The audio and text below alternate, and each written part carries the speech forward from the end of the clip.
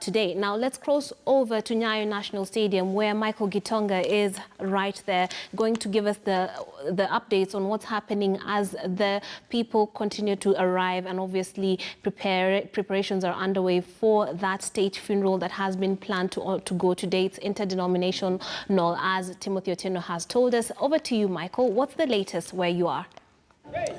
Well, thank you very much, Trix. And well, right here at Nyayo National Stadium, what I can tell you is that, first of all, it's a very chilly morning to begin with, but the skies are clear. The sky is clear, giving every indication that it's going to be a rather warm day. But talking about what is prepared, as you can see behind me, we already have quite a number of Kenyans that are already ready for this occasion, which is going to start anytime from 10 a.m. But what I can tell you, Trix, is that also there are those who came in as early as 1 a.m. We had Kenyans trooping in from as early as 1 a.m. And as you can hear, we have the National Youth Service right to my right there, who are preparing and warming themselves up as they are being instructed. And maybe just to give you a little bit of that so that you can hear and see.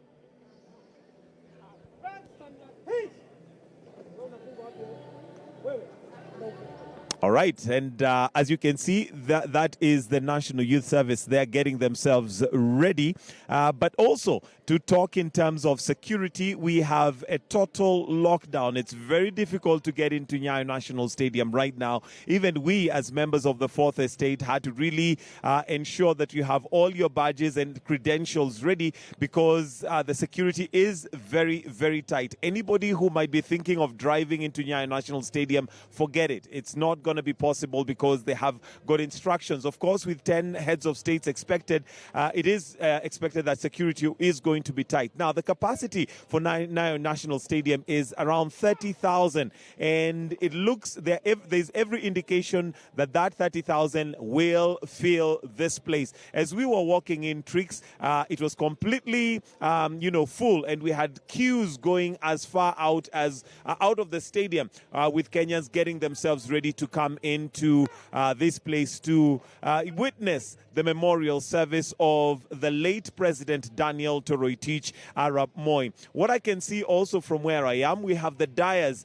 There's a huge tent right where we normally have the track events at the Nyayo Stadium, which is ideally arranged for family members, and it is quite big. I think it should be arranged for about maybe 500 to 600 in terms of capacity. And right opposite, you have the dais that has the VIP launch that is ready to receive the president and the members of the cabinet, and of course those heads of states that are going to be coming to Nyayo Stadium today. Of course, this being a very, very historic event, given that this is the second president that we are having to do this as a country, but the first one who has died out of office. But of course, given the proclamation that was given by President Uhuru Kenyatta, he's going to be accorded a full state funeral.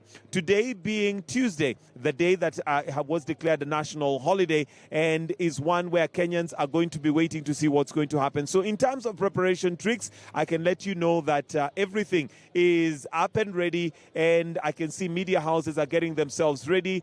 We have, security forces from the NYS to all disciplined forces in place to ensure that things are running in order. I already did see the carriage that has been used for the last 3 days to carry the body of the late president is already here at Nyayo Stadium, I believe, to get itself ready to proceed to the Lee Funeral Home, and at some point, of course, bring and wheel the body this way. So everything is in order. This is now 6:30, but I can tell you that everything seems to be running according to time and as per the clockwork. Right now, what we have is Kenyans who are trooping into Nyayo National Stadium, and as we came in, I must have a rough head count would be over at least 5,000 who are already here. The capacity for Nyayo Stadium, I believe, is around 30,000, and there's every indication that could be filling up. Trix, back to you in studio in case you have any questions. Michael, obviously, given that some of them arrived at 1 a.m., that's pretty early, showing an enthusiasm to give a send-off to the former president. Have you been able to speak to any of them, and what is the general mood? Is it sad? Is it just a mood of respect? What is the feeling that you're getting off of the crowd? They're there in the thousand. Obviously, this means a lot to them. I think I would describe the mood as anticipatory, because we've not managed to talk to any of them. But what I can tell you, Trix, is that there is all ages. I remember as I was walking in, there was one old man fully adorned in what I'd call Kanu regalia, with a flag, on his back, with a tie, the traditional Kanu tie. And what I could read from the mood of the crowd is anticipatory. I think what generally many Kenyans are anticipating is just wondering how this particular occasion is going to go through, given that we've seen even government officials literally, taking charge of this particular event, taking it very seriously. Remember, President Uhuru Kenyatta came right here to Nyayo Stadium on Sunday to inspect and see how things are going. I have also identified and seen very senior officers of the disciplined forces here already to ensure that there is nothing that is being taken by chance. So it is anticipatory, Tricks. And also to mention, as I was passing Uhuru Park, I made the mistake of trying to come with my car, but of course I wasn't aware that how security was going to run, so I had to drive away. But as I was driving past Uhuru Park, what I noticed is an upwards of maybe I'd say about 30 school vehicles, school buses, yellow school buses full of children who have also come to witness this historic event of the memorial service for the second president of the Republic of Kenya, who was president for 24 years. Of course, those that we've managed to talk to, Tricks, one thing that they mention and they remember with nostalgia